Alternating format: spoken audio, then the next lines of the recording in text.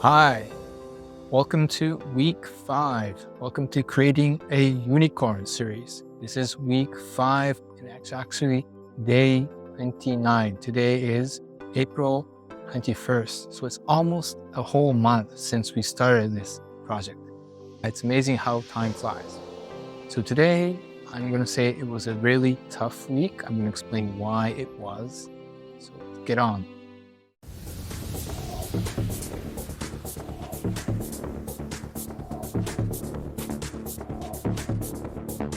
First thing, I want to recap what we're working on. So we are a startup. We have 3 people.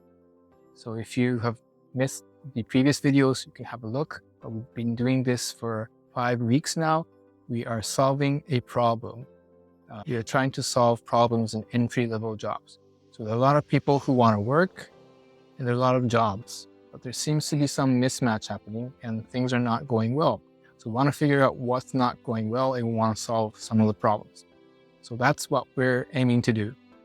Through the whole 4 weeks in the past, including this week, we've thought of a lot of things, set up a lot of assumptions, we've tested it out, and we found a lot of things were wrong. So there's a lot of supply, there's a lot of people, so there's not much problem of the hiring side. So that's kind of checked out. Gig work, we're not really sure.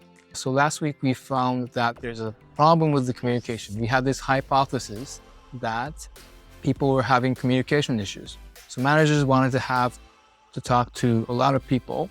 So all their staff, 15, 20, 30 people, they have a lot of staff, and they would have to talk to them one-on-one. Some people would miss the message and all that. So seems to be some communication problem that we had assumed. So that was last week. So this week we tested that out. And the results. So I talked to 2 restaurants and they said that they use WhatsApp groups. So they set up WhatsApp groups, all the communication saying that, okay, there's a shift available. Does somebody want to fill in? They will do it on WhatsApp group. Or if it's a special situation, they will go on and pick up the phone and actually call one by one. So that's how they would communicate. They said that they were fine with that. Some people were using apps such as Push Employee. So that's a communication shift management software that some restaurants use. That seemed to be used as well. So with the combination of WhatsApp group and with Push apps and other shift management apps, it seems that restaurants were not having that much of pain. So our assumptions proven wrong, at least so far. We need to probably dig in more. So from the confidence stage, like last week, we're like, yeah, like communications, that seems to be really interesting. Yeah, they have that many stuff. They should be having problems with it. Yeah, nowadays, people use text, people use emails, people use Instagram messages. There's so much things going on the phone that people miss messages. So it made sense that they'll be having issues with communication. But so far, there's no strong pain that we have identified. So for confidence level, definitely this week was not good. I just had a meeting with the other 2 co-founders. This week we had it over web because we'll call him Ted, but Ted was in Victoria, so he couldn't join us, so we had it on web. It was great talking to them. They had their sharing. They also shared their information. Ted had 2 interviews. Josh also had 2 interviews. So we shared the experience. We went into more depth of what we understood through those interviews. And it just felt good talking to them. Also, we found out that we have more areas to explore. So restaurants didn't seem to work out very well, but there were other industries such as retails. You haven't really talked to much of warehouses, logistic companies. So all that seemed to be a possibility. So that was great to know.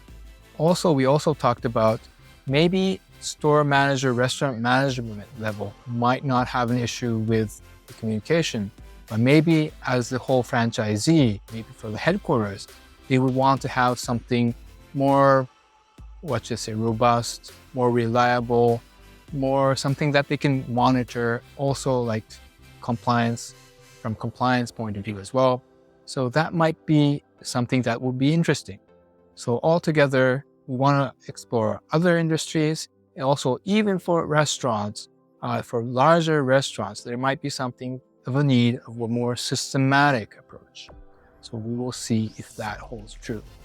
So going on interviews again with next week, a lot of people will be traveling, so we'll try to figure out the timing of doing these interviews. Also, the lows of this week was that I had a lot of work to do. So you have to do something that you make your living off, like rice work. I shouldn't call it rice work because I'm talking to clients. I do respect them and it's a wonderful project, but I had 2 deadlines this week, so it was a bit of a stretch for me. I had to do a lot of long night hours to get things done. So this week was very demanding, mentally, be a very tough, challenging week. So on top of that, not getting the results that was, initially anticipated was, tough for me. But it was really great to be able to talk to the co-founders. So lastly, learnings. It's really good to have your co-founder. I learned today as well, but it's really nice to have your co-founders. Sometimes you would have some personal issues, other work, you have your lows and ups. So, having your team, you can kind of balance that off. So with Ted and Josh, we were able to discuss very frankly what we were facing. And it was just good to have a chance to put everything on the table. So that was really good. And sharing the issues that we had was just felt good. So definitely, if you're going to start a startup, have a team. Of course, make sure that you, as a professional, try to manage your mental state. But like having a team and having some trustworthy people around you is really, really. Okay, so that's week 5. We'll see you next week. Bye.